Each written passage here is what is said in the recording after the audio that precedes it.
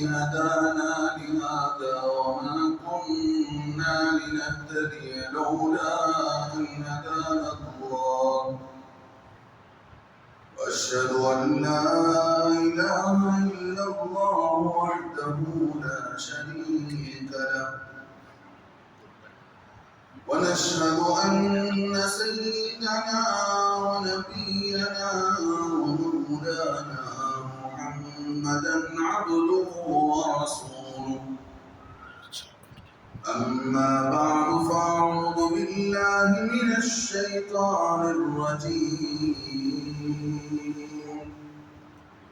بسم الله الرحمن الرحيم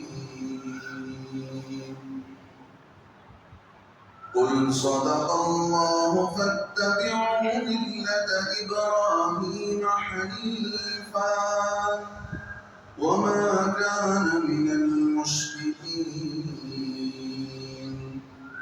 إن أول بيت وضع للناس للذي ببكة مباركا وهدى للعالمين صدق الله العظيم نسأل الله تبارك وتعالى أن يجعلنا ممن يطيعه ويطيع رسوله ويتبع رضوانه ويجتنب سخطه فإنما نحن به وله أو كما قال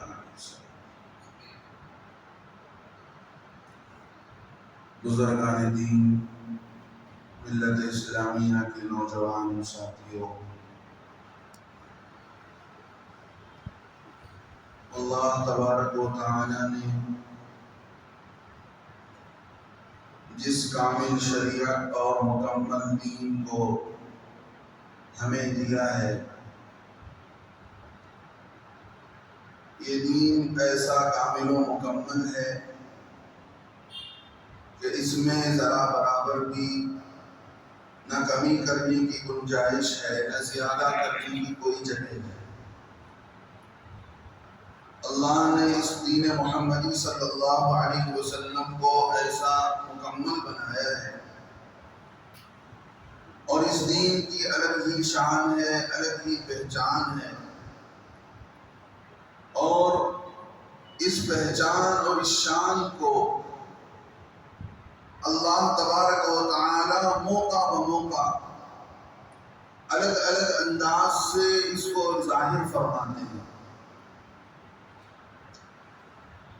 رمضان کے مہینے میں اس دین محمدی صلی اللہ علیہ وسلم کی شان ہی الگ ہوتی ہے۔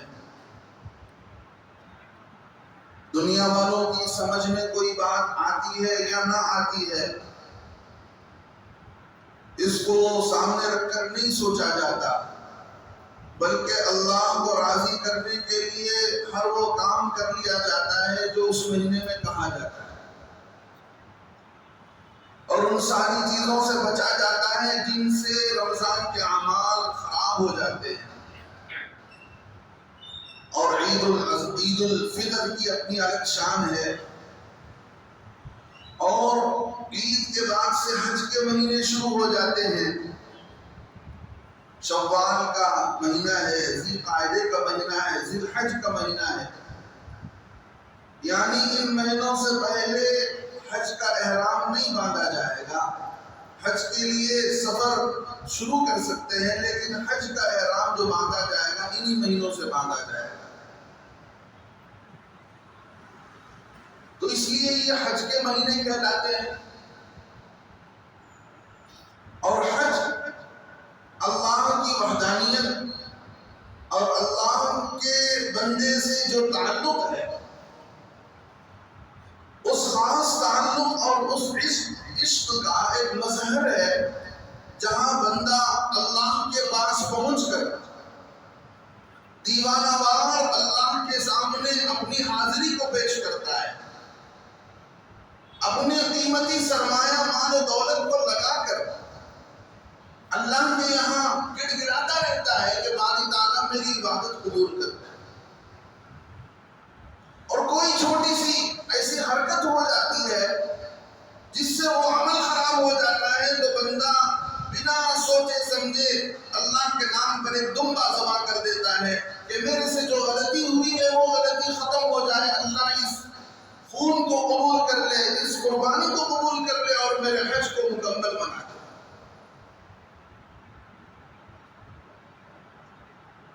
ایسا صاف ستھرا دین، ایسا کامل و مکمل دین، اس کی اپنی الگ شان ہے، اللہ خود اس کے محافظ ہیں، اور دنیا کے اندر اس کی ایک لمبی تاریخ ہے۔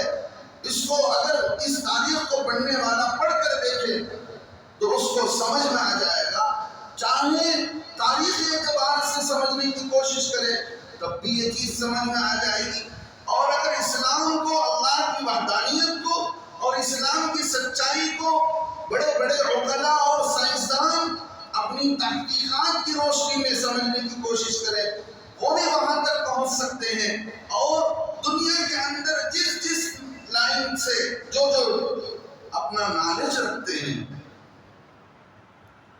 اللہ تک پہنچنے کے لیے وہی ان کی عقل اور سمجھ ان کے لیے کافی ہے۔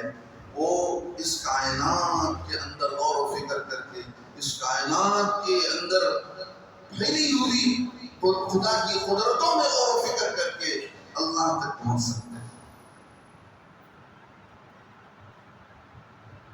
میرے دوستو بزرگوں، اللہ کی ایک اپنی الگ شان ہے، اللہ کا دین ایک اپنا ایک الگ ہی شان رکھتا ہے، لیکن دنیا والے جو خواہشات پر چلتے ہیں، اپنی انا پر چلتے ہیں، اپنی سوچ پر چلتے ہیں، انہیں یہ چیز پسند نہیں آتی ہے۔ انہیں ہر چیز کے اندر وہم نظر آتا ہے، گمان نظر آتا ہے کہ کہیں اس سے نفع نقصان نہ ہو جائے، کہیں یہ چیز ہمارے لیے مصیبت کا ذریعہ نہ بن جائے، کہیں یہ چیز ہمارے لیے نحوست کا ذریعہ نہ بن جائے، اس لیے کیا کرو، اس لیے جو ہے اچھے دن کا انتخاب کرو، اس لیے اچھے وقت کا انتخاب کرو، کوئی بھی اچھا کام کرنا ہے اچھا دن متعین کرو، کوئی بھی اچھی چیز کرنی ہے اچھا وقت دیکھو۔ جو لوگوں نے کتابوں میں لکھ رکھا ہے، ہم جیسے انسان جو پہلے گزر چکے ان کی باتوں کو سامنے رکھ کر یہ سمجھتے ہیں کہ فلاں دن اچھا ہے، فلاں دن خراب ہے، فلاں نمبر اچھا ہے، فلاں نمبر خراب ہے۔ اللہ رب العزت نے فرمایا، نبی علیہ السلام ان یتبعون الا الظن، ان کی حقیقت یہ ہے کہ یہ ان کے خیالات اور ان کے گمان کے پیچھے چل پڑتے ہیں، ان کے سامنے کوئی حقیقت نہیں ہے، کوئی حق نہیں ہے، کوئی ایسی ذات نہیں ہے جو اس دنیا کے اندر ان لوگوں کو راستہ بتا سکے۔ اس لیے میرے دوستو بزرگوں، آج ہم ہیں، کل ہم نہیں رہیں گے۔ اللہ اس دین کا محافظ ہے، اللہ کو کسی کے کفر کی بھی کوئی پرواہ نہیں، کسی کے اسلام کی بھی کوئی پرواہ نہیں ہے۔ جو پڑھ کر آتا ہے اللہ اسے قبول کرتے ہیں، اسے سینے سے لگاتے ہیں، جو اللہ سے منہ موڑ کر جاتا ہے اللہ اسے بھی دنیا کی زندگی کے چند سامان دے دیتے ہیں، کھانا پینا دے دیتے ہیں، اس لیے کہ یہ دنیا بدلنے کی جگہ نہیں ہے۔ لیکن اللہ کی شان ربوبیت، اللہ کی شان ملوکیت، اللہ کی شان ربوبیت کے اندر کوئی فرق نہیں پڑتا، چاہے دنیا کے اندر کوئی اسلام کو بدنام کرنا چاہے، نعوذ باللہ قرآن کی بے حرمتی کرے اور نبی علیہ السلام کی ذات اقدس پر کیچڑ اچھالے، کچھ بھی کرنا چاہے، ایسے لوگوں کی شرارت نبی علیہ السلام کے زمانے سے چلی آ رہی تھی، لیکن اللہ اپنے دین کا محافظ ہے، اللہ اس دین کی شان کو ساری دنیا والوں کے سامنے دکھائیں گے، قیامت کی صبح تک دکھائیں گے۔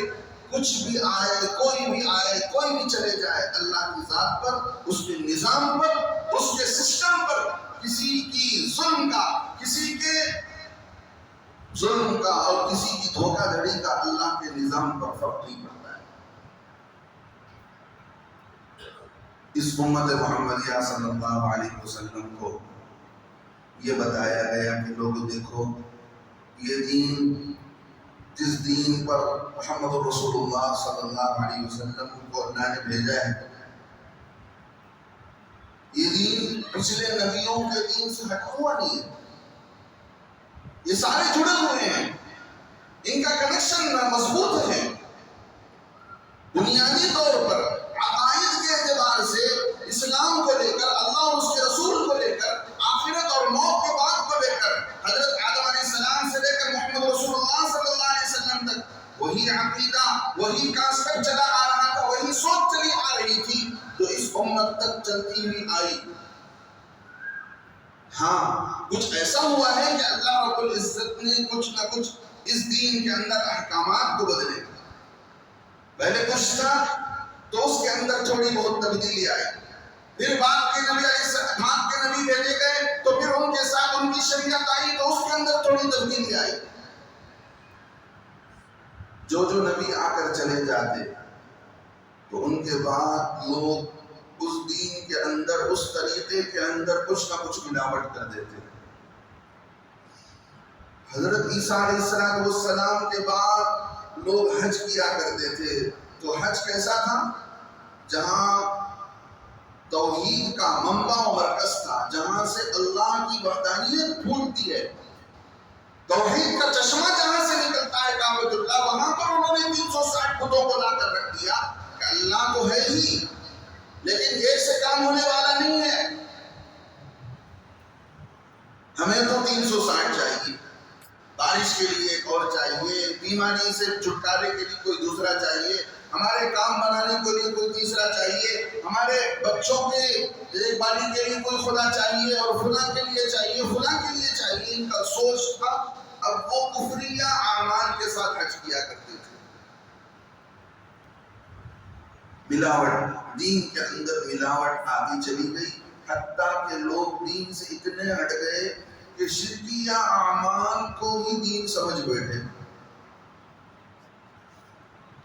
سارے کے سارے اعمال اللہ کو ناراض کرنے والے، اللہ کے ساتھ کفر کرنے والے اعمال، لیکن کیا کہتے تھے یہ لوگ؟ مَا نَعْبُدُهُمْ إِلَّا لِيُقَرِّبُونَا، ہم اس کی عبادت اس لیے کرتے ہیں تاکہ ہم اللہ سے قریب ہو جائیں۔ آج کا مسلمان بھی کئی سارے کام ایسا کرتا ہے جو یہ کہتا ہے کہ میں اللہ کو دکھلانے کے لیے کرتا ہوں، میں اللہ کا چہیتا بن جاؤں، میں اللہ کا خاص بن جاؤں، میں اس لیے کرتا ہوں۔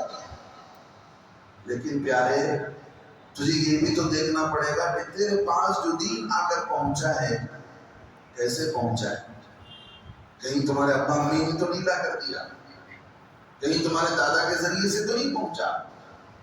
اس دین کا اللہ محافظ ہے تو تمہارے زمانے تک، تمہارے دور تک کیسے یہ دین پہنچا؟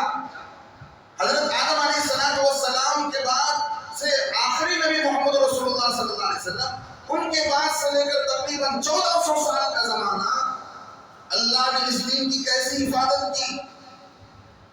چھوٹی سی چھوٹی حدیث کوئی آپ اٹھا کر پیش کریں، اس کا پورا ڈیٹا آپ کو مل جائے گا، اللہ رب العزت نے اس دین کی ایسی حفاظت کی۔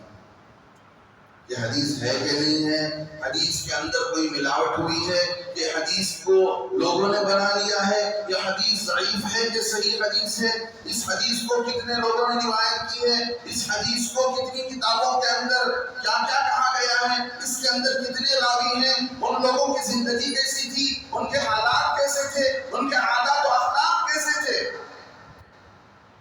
سارا ڈیٹا موجود ہے۔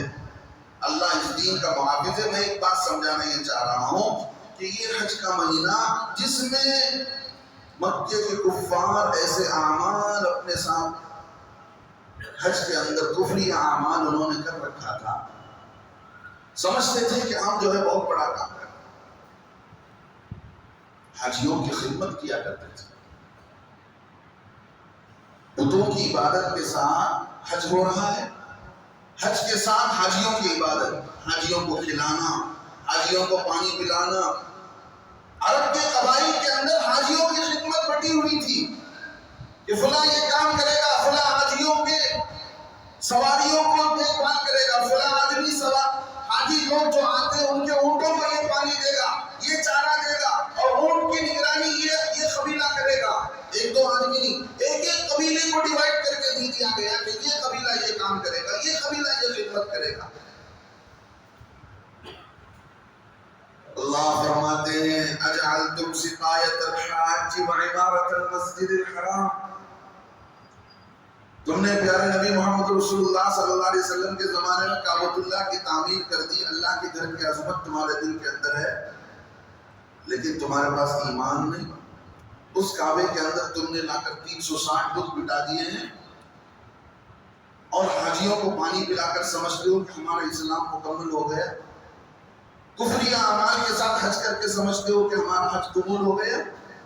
اللہ فرماتے اجعلتم سقایۃ الحاج وعمارۃ المسجد الحرام، مکے کے لوگوں سنو کہ تم نے حاجیوں کو پانی پلانے کا کام اور مسجد کعبۃ اللہ کو بنانے کا کام، ان دونوں کاموں کو تم نے ایسا سمجھ لیا کہ تم گویا اللہ پر حقیقت میں ایمان لے کر آئے۔ ایک آدمی وہ ہے جو ایمان لایا اللہ پر، آخرت پر، اور اس نے نماز قائم کیا، زکوٰۃ ادا کیا، اللہ کے راستے میں جہاد کرتا رہا، اپنی جان کی قربانی دی۔ ایک آدمی تو یہ ہے، ایک آدمی تم ہو کہ تم نے صرف حاجیوں کو پانی پلا دیا اور دوسرے نمبر پر کعبۃ اللہ کی تعمیر کر دی، یہ سمجھ لیا کہ تم اور وہ برابر ہو گئے اللہ کے پاس۔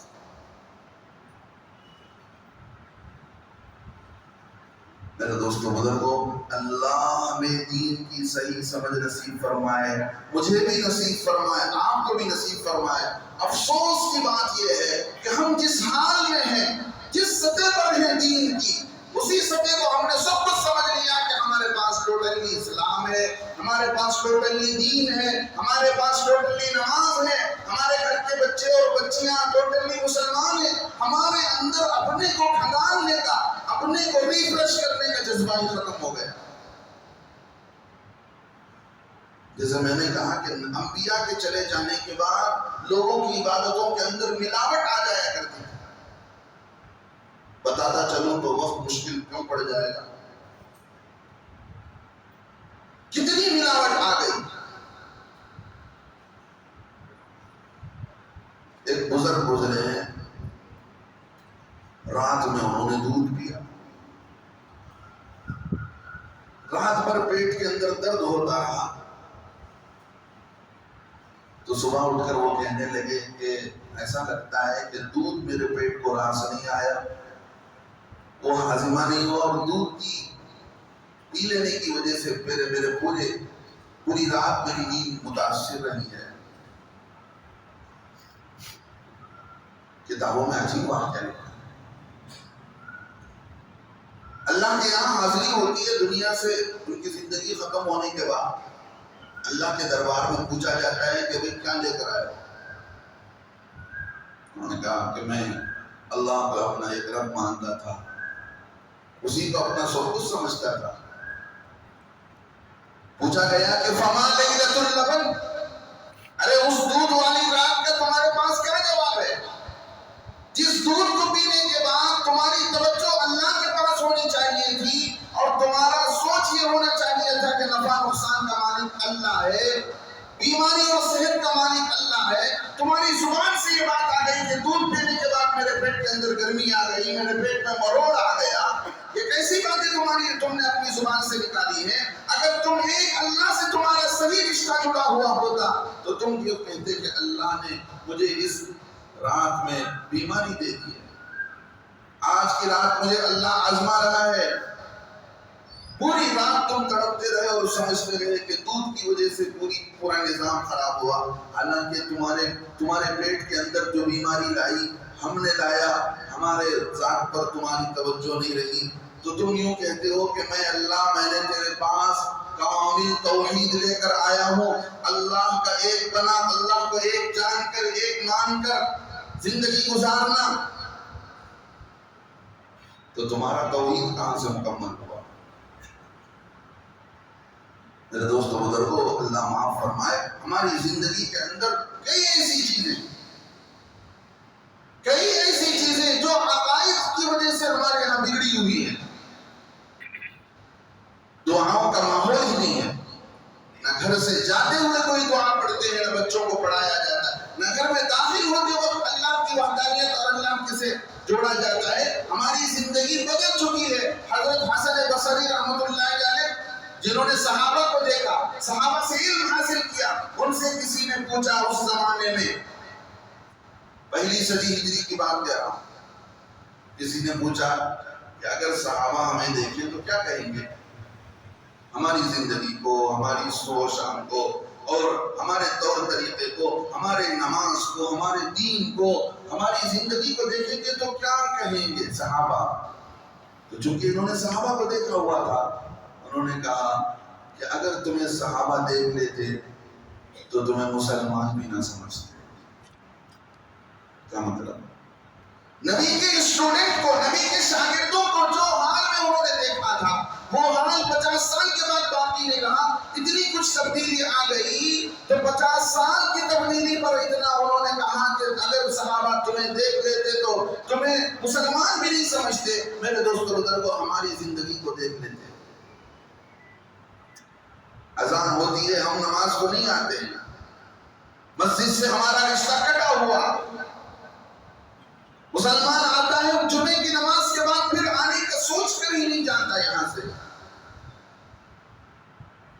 اللہ سے اتنا ٹوٹا ہوا تعلق، اللہ کی ذات کتنی بڑی ہے، اللہ اکبر، پھر بھی اللہ نبھا رہے ہیں ہم کو۔ ہمارے اعمال خراب، ہمارے عقائد خراب، ہماری کمائیاں خراب، آج ہماری کمائیاں خراب ہو چکی ہیں۔ میں اسی بات کو سمجھانے کی کوشش کر رہا ہوں کہ انبیاء علیہ السلام کے چلے جانے کے بعد لوگوں کی زندگی کے اندر کیا تبدیلی آتی ہے۔ جیسے کہ مکے کے کفار کے اندر تبدیلی آئی، ہمارے اندر کیا تبدیلی آئی؟ یہ مہینہ قربانیوں کا مہینہ آ رہا ہے، کیا تاریخ ہے؟ حضرت ابراہیم علیہ السلام کو مسلمان کہا گیا۔ حضرت ابراہیم علیہ السلام کامل مسلمان تھے، ان کی زندگی کیا تھی، ان کا ایٹیٹیوڈ کیا تھا، ان کا طور طریقہ کیا تھا؟ بلکہ انہی کے دین کو سامنے رکھ کر اللہ نے اسی دین کو، اسی پیرائے پر اللہ رب العزت نے اس دین کو بھی بنا کر ہمارے سامنے پیش کیا اور کہا کہ دین ابراہیم علیہ السلام کی پیروی کرو۔ میرے دوستو بزرگوں، اللہ سے وہ تعلق، اللہ سے وہ رشتہ ہمارا نہیں رہا جو ہونا چاہیے۔ نبی علیہ السلام سے وہ رشتہ جو ربیع الاول میں مسلمانوں کا ہوتا ہے، وہ سال بھر کیوں نہیں رہتا؟ وہ سیرت کی جلسوں میں، وہ میلاد کی مجلسوں میں جو ہوتا ہے وہ سال بھر کیوں نہیں رہتا؟ ایمان والے کا تعلق مسجد سے، نماز رمضان کے موقع پر جو ہوتا ہے وہ سال بھر کیوں نہیں رہتا؟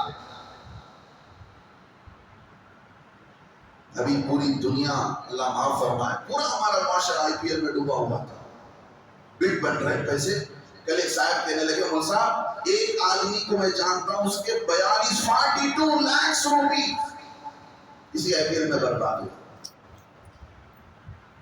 حرام کی کمائی جیسی آتی ہے ویسی جاتی ہے۔ آپ کیا سوچتے ہیں؟ آپ کا مال وائٹ اینڈ وائٹ ہے، جیسے آتا ہے ویسے ہی جاتا ہے۔ ایک حاجی صاحب حج کرنے کو گئے، اس زمانے میں کشتی میں حج کیا کرتے تھے لوگ، اور اس طرح کے روپے پیسے نہیں تھے، سکے تھے، سونے کے، چاندی کے سکے۔ سونے کے سکے کو اشرفی کہا جاتا تھا، دینار کہا جاتا تھا، چاندی کے سکے کو درہم کہا جاتا تھا۔ انہوں نے اپنی ایک تھیلی میں وہ سارے سکے باندھے ہوئے تھے درہم دینار کے، اور بڑی اس پر نظر تھی ان کی کہ کہیں کسی کے ہاتھ نہ لگ جائے۔ کہیں سے سفر کرتے ہوئے اس کشتی میں ایک بندر وہاں چڑھ گیا کشتی میں۔ اب یہ جب سے انہوں نے دیکھا کہ بھئی بندر بیٹھا ہوا ہے تو ان کو اور پریشانی ہوئی کہ کہیں بندر کوئی بھی چیز لے جاتا ہے، اسے کوئی کسی سے مطلب نہیں ہے، اس کو وہ جانور ہے، کچھ بھی کرتا ہے۔ ایک مرتبہ میں خود وضو کر رہا تھا تو بازو چشمہ لے کر چلا گیا۔ اب اس کی زبان ہمیں نہیں آتی، اسے کیسے منع کر کے اپنا چشمہ لے۔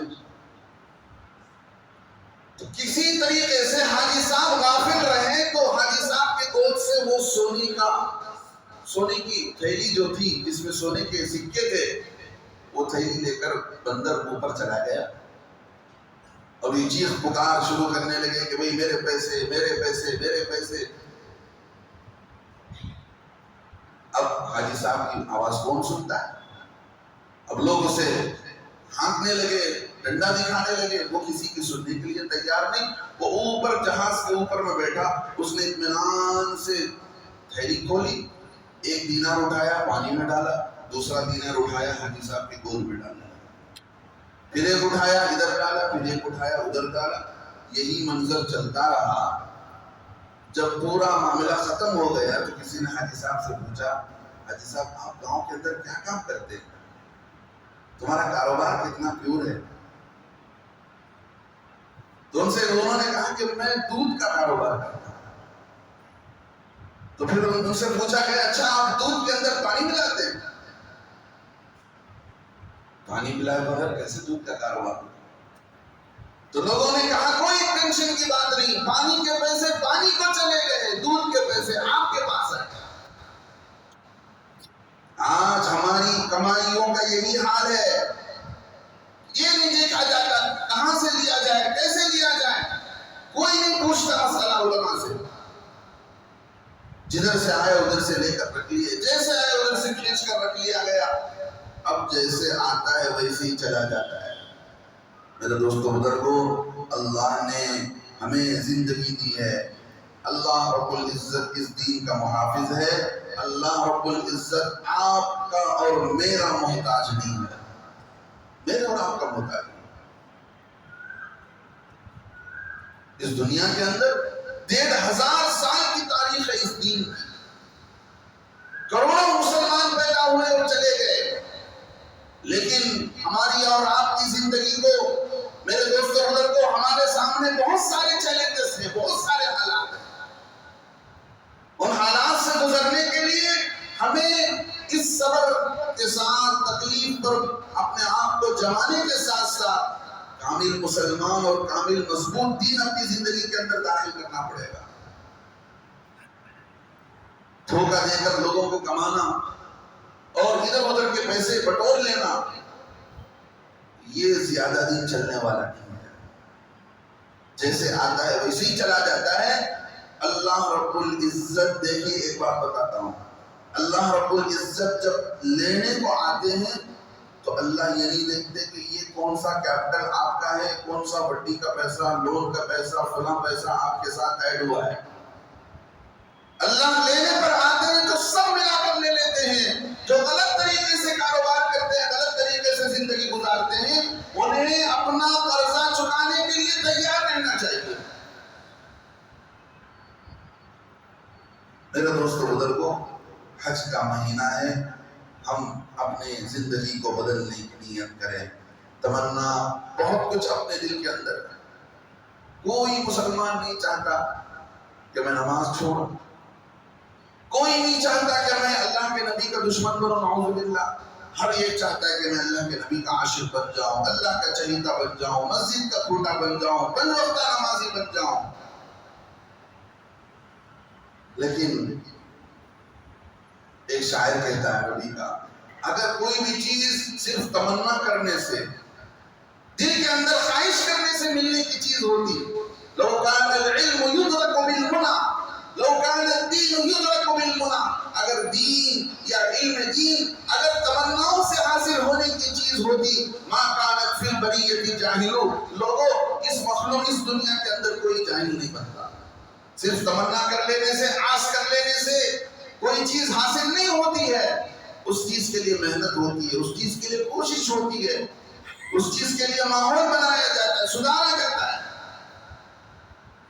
کتنے بچے یہاں، کتنے ماں باپ یہاں پر بیٹھے ہیں، میں اگر پوچھ لوں اس مجمع سے، آپ کا بچہ کتنا پڑھا ہے، قرآن کے اندر کون سا پارہ پڑھ رہا ہے، قرآن کے اندر کون سا پارہ پڑھ رہا ہے، اور دینیات کے اندر کیا سبجیکٹ پڑھ رہا ہے، نہیں بتائیں گا. اسکول کا مارکس تو آپ کو یاد ہوگا، اگلا ایڈمیشن کہاں پر کرنا ہے وہ تو آپ کو پتا ہوگا، لیکن دین سے ہم ایسے لا تعلق ہو چکے ہیں کہ ہمیں کوئی پرواہ نہیں. ہمارا بچہ پڑھ رہا ہے تو پڑھ رہا ہے، ہم نے مولوی صاحب کو فیس دے دیا، حوالے کر دیا، ہمارا کوئی کام نہیں. میرے دوستو ایسے نہیں ہوتا ہے. بچے پر کڑی نظر رکھنی چاہیے. بھلا بچہ آپ کا پیارا ہے، آپ کا جگر کا ٹکڑا ہے، کھلائیے پلائیے پہنائیے، لیکن اس کے آداب و اخلاق اور طور طریقے کے بدلتے وقت آپ کی محبت غالب نہ ہو، آپ کی محبت غالب نہ ہو. حضرت شیخ زکریا رحمۃ اللہ علیہ لکھتے ہیں کہ میرے والد نے ایک مرتبہ دیکھا کہ میں برابر کچھ لوگوں سے میری دوستی چل رہی ہے. یہی شیخ زکریا رحمۃ اللہ علیہ جن کی کتابیں پڑھ کر اللہ نے کئی سارے لوگوں کی زندگیوں کو بدل دیا. میرے والد نے مجھے دیکھا کہ میں نماز کے وقت میں کئی سارے محلے کے بچوں سے دوستی کر رہا ہوں. ایک مرتبہ بلایا، جو چھتری بارش کے وقت میں استعمال کی جاتی تھی، اس چھتری سے مجھے اتنا مارا ساری چھتری توڑ گئی. اور کہا تک نہیں کہ مجھے کیوں مارا، بعد میں مجھے پتا چلا کہ یہ فضول دوستی، یہ فضول یاری لگانے کے نتیجے پر میرے باپ نے مجھے ڈانٹا ہے اور پٹائی کی ہے. اس کے بعد میرے اندر بیکار کی دوستی اور ادھر ادھر گپ شپ کرنا اور بیکار لوگوں سے بات چیت کرنے کا بالکل ذہن سے ہی بات نکل گئی. یہ ہوتے ہیں اللہ والے، اپنے بچوں پر نظر رکھتے ہیں. ہم سوچیں گے کہ بچہ ہے، بچوں سے مل رہا ہے، لیکن وہ بچہ کیسا ہے، کہاں پڑھتا ہے، کس کا بچہ ہے، اس کے طور طریقے کیا ہیں، عادات اخلاق کیا ہیں. اللہ کی مہربانی ہے، اللہ کا کرم ہے.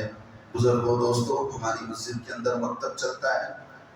مسجد کے مکتب پر اگر ماں باپ کی نظر نہ ہو کہ بچے کیا پڑھتے ہیں، کب آتے ہیں، کب جاتے ہیں، ایک نظام ہے. اگر اس میں ماں باپ کا ساتھ نہ ہوگا، ماں باپ اگر اس بارے میں فکر نہ کریں گے تو یہ کام ادھورا ہے.